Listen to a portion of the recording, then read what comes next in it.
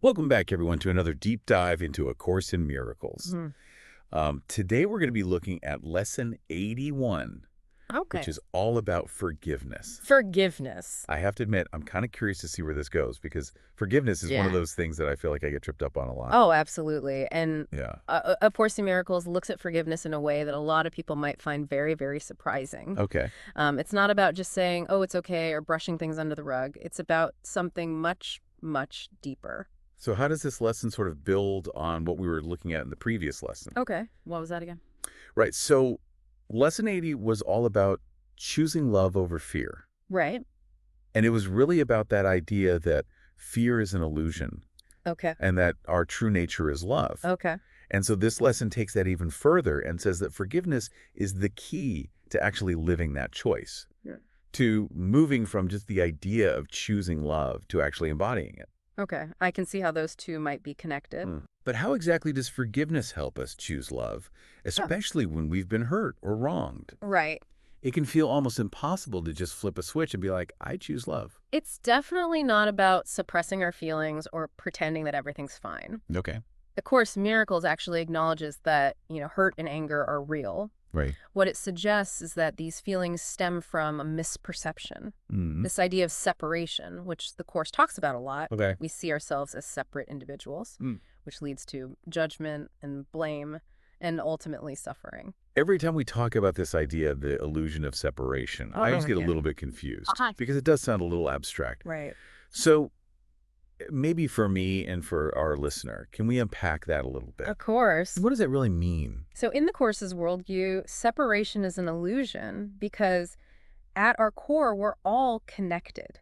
We all share the same divine source, this universal energy of love. But our ego, our sense of individual self, creates the illusion of separateness. Okay. So we think that we are these isolated beings competing with each other Right. for resources and love and recognition. For everything. For everything. Okay, so if we're all fundamentally connected, then how does that change how we think about forgiveness? So if we buy into that illusion of separation, Okay. then when someone hurts us, it feels like a personal attack, like a violation of our boundaries as this separate self. But the Course argues that to truly forgive, we need to shift our perception. Okay. We need to see beyond that illusion. So instead of seeing someone as separate from us, we try to see them as part of this interconnected web. Exactly. And that doesn't mean condoning harmful actions or saying that what they did was okay. Right. It's about recognizing that we're all capable of making mistakes, Right. of acting out of fear or ignorance, and just as we would hope for understanding and compassion when we mess up. Yeah. Forgiveness is about extending that same grace to others. That's such a good point. Yeah. It's like we're all in this together, stumbling around, trying to figure things out. Yeah. It makes me think of that saying, hurt people hurt people.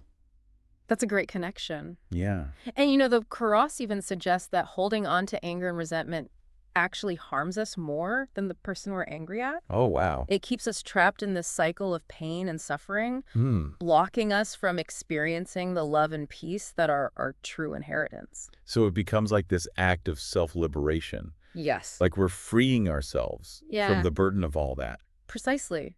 It's not about the other person. It's about choosing to release the pain that we're holding on to for our own well-being.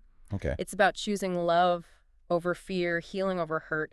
I'm starting to see how this all really ties back to that idea from the previous lesson of choosing love over fear. Right. But I have to say, even with this understanding of interconnectedness, actually doing the forgiving Yes. can still feel so difficult. Oh, absolutely. Like, where do you even begin? You're absolutely right. Forgiveness is a practice. It's not a one-time event. Okay. And it often takes a lot of courage and honesty to face those painful emotions and choose to let them go.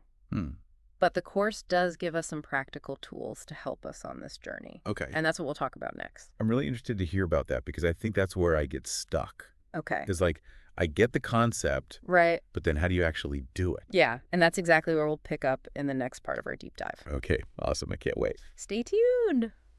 Welcome back to our deep dive on forgiveness in A Course in Miracles. Okay. Before the break, we were talking about how forgiveness, from the Course's perspective, isn't about letting someone off the hook.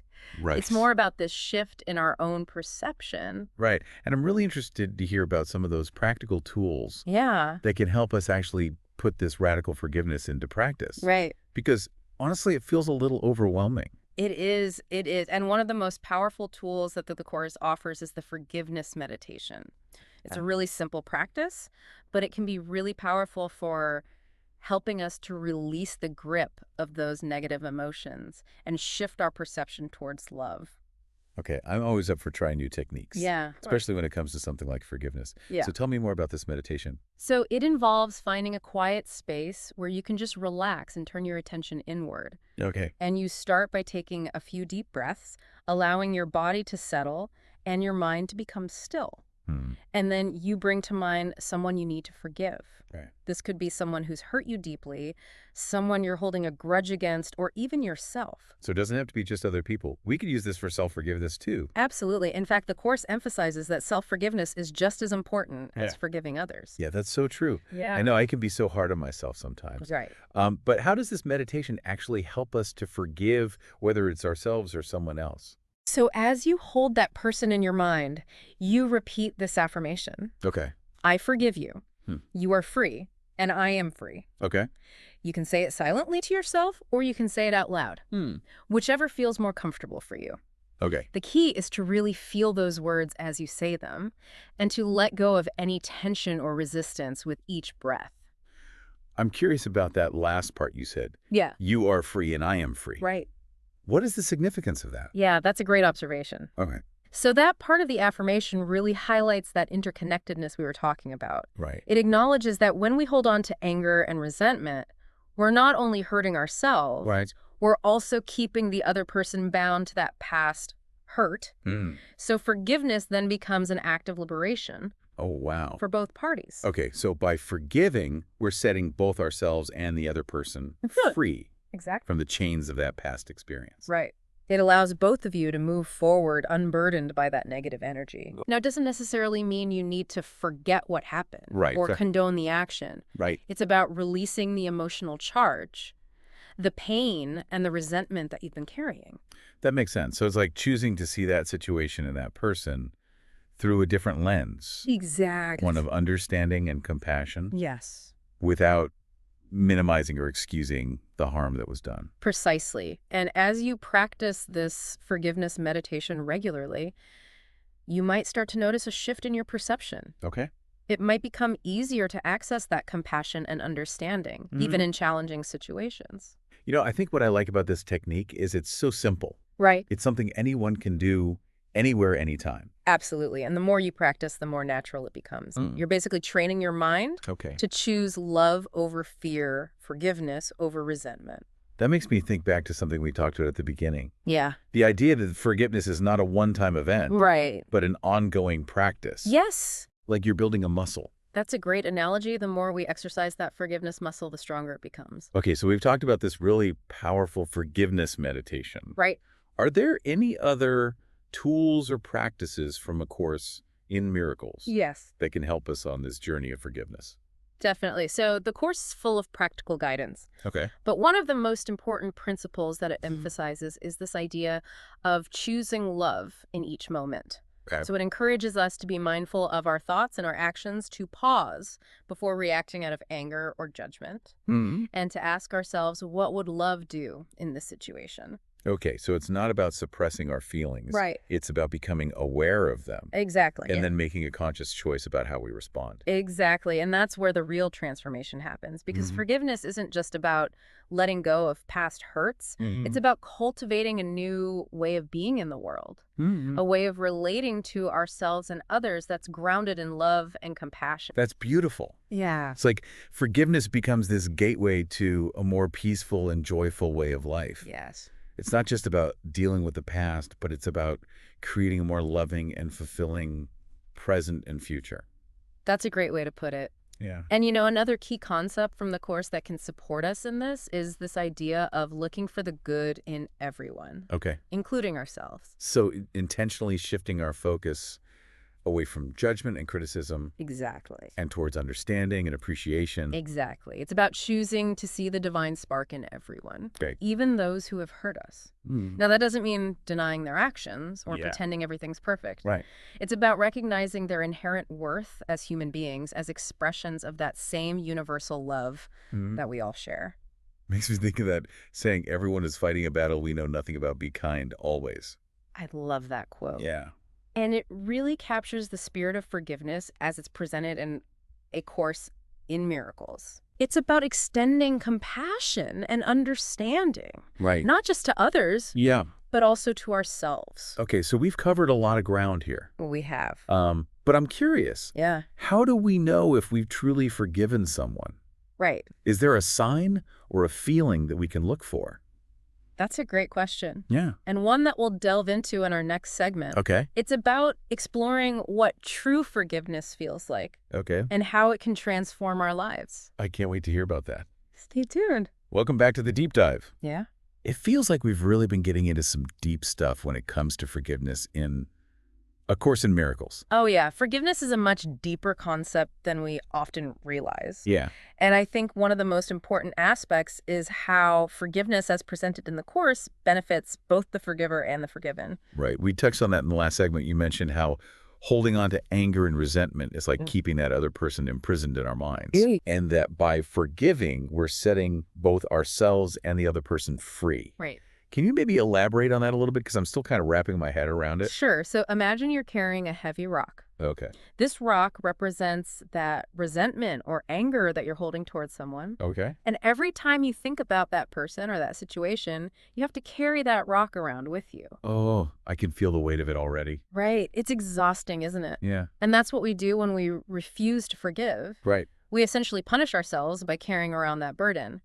But when we choose to forgive, it's like we're finally putting that rock down. Oh, what a relief. Right. And so if I'm understanding this correctly, the Course is saying that the person we're forgiving also experiences a similar sense of release. Exactly. When we release that negative energy that we've been directing towards them, it frees them from that energetic entanglement as well. Okay. Now, this doesn't mean they suddenly become a saint Right. or that they're absolved of any wrongdoing. No. It just means that the dynamic between you shifts. So it's not about condoning their actions, but about releasing the hold those actions have over us. Yes. And in a way over them as well. Precisely. And the beauty of it is that we don't need the other person's participation for this to happen. Okay. We don't need them to apologize or even to acknowledge the harm they've caused. Right. Forgiveness, as presented in A Course in Miracles, is an internal process.